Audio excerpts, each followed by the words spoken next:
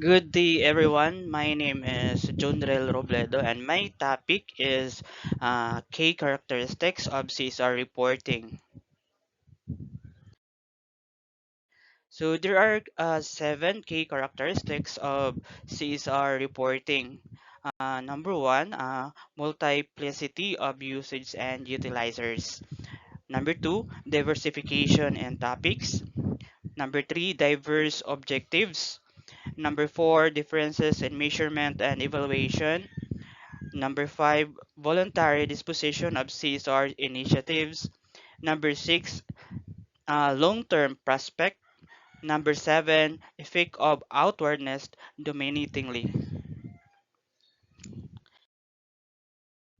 So the first key characteristic of CSR reporting is multiplicity of usage and utilizers. So CSR reporting has more Latin spectators as compared to financial reporting. So this information can be utilized by this audience for diverse tenacity such as assessing the firm's contribution toward society on a broader scale, determining the adherence of the firms related to its consistency with particular norms and ethical values and others. So, example of the audience of uh, CSR reporting are consumers, investors, employees and job seekers, regulators, and government agencies. So, consumers. So, a customer checks a clothing brand's CSR report to see if it is uses ethical sourcing and sustainable materials before making a purchase decision. So, uh, of course, no, if the company is claiming that their product is sustainable, is na-contain siya og sustainable material. So, isa pod nga makainganyo pod og customers because eco-friendly ang ilahang product. And then, uh, naiuban company nga they are claiming that sustainability materials silang gigamit but uh, they are just kaning na greenwashing lang sila sa mga consumers, no? So when we say greenwashing, so it's the process of conveying a false impression or misleading information about how a company's product are environmentally sound. But uh, be aware of any products that attempts to market as eco-friendly, especially if it is something hazardous. So, example of hazardous uh, product no nga moingon gid sila nga eco-friendly ni is kaning electric cigarette. So, ang components manggod sa electric cigarettes is na siya batteries, cartridge that can harm our environment. Next is the investor. So example, so an investor reviews a company's CSR report to assess its commitment to sustainability and ethical business practices. So as this could impact the company's long-term profitability and reputation. C. Employees and job seekers.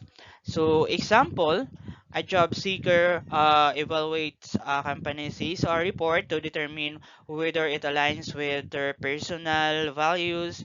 So, example, the fair wages, community involvement. So, that's the reason no, before applying for a job.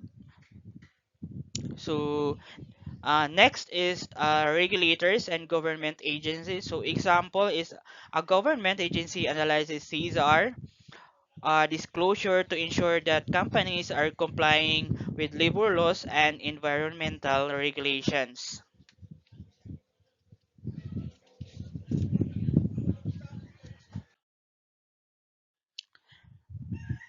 Next is diversification in topics. So the term CSR and sustainability are not particularly defined, hence it embodies a wide extent of ESG topics, so initiatives and policies. A variety of firms, industries, and nations have their distinct topics depending on its requirements and nature. So first is the industry specific CSR topic. So uh, technology companies. So example, the Apple and Google company. So they are focused on data privacy, digital inclusion, and carbon neutrality in their CSR reports. Uh, Next is the manufacturing companies. Example, the Toyota and the Unilever prioritized waste reduction, energy efficiency, and fair labor practices. So in retail and fashion, example is the H&M and the Patagonia. Highlight sustainable sourcing, ethical supply chains, and fair trade initiatives. And another diversification is the nation's specific CSR focus. For example, in United States, so companies emphasize diversity, equity, and inclusion, or the DEI programs, along with corporate philanthropy. Uh, in European Union, strong focus on climate change policies, carbon neutrality, and circular economy models due to stricter environmental regulations. And in the Philippines, CSR reports often revolve around disaster relief, poverty alleviation, and education programs due to social and environmental challenges. So in short, CSR reporting depends on what kind of industry and depends also based on the regulation and compliance of certain country.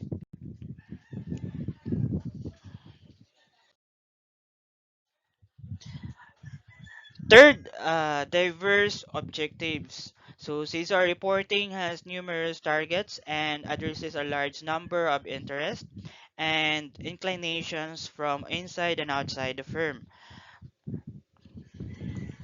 So, first is the internal objective. So, example is the employee engagement and retention. So, a company may report its reports to attract and retain talent such as diversity programs, employee wellness, and fair wages.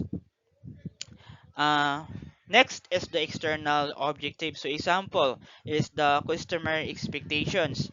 So consumers demand ethical and sustainable practices, pushing companies to disclose CSR activities. So ethical conduct of the organization, which is upholding ethical practices, is uh, important nowadays, no?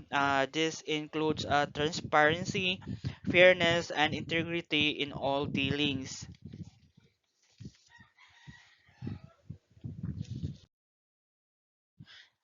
Number four, differences in measurement and evaluation. So unlike financial reporting, which follows standardized accounting principles, these are reporting varies across industries and regions, making it difficult to measure and compare. So example is the community engagement. So one company might measure impact by donation amounts, while another may use volunteer hours contributed. So CSR reporting has no format, no, unlike the financial reporting. So naa siya yung format like the statement of financial position, the income statement, the statement of owner's equity, and also the cash flows. So as long as the company follows the environmental, social, and legal compliance lang yun.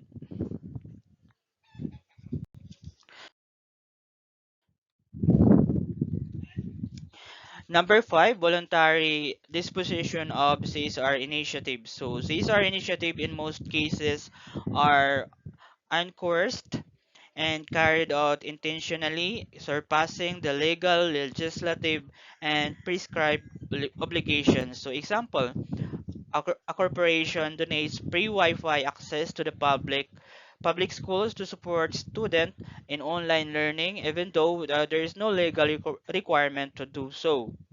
So why companies engage in voluntary CSR?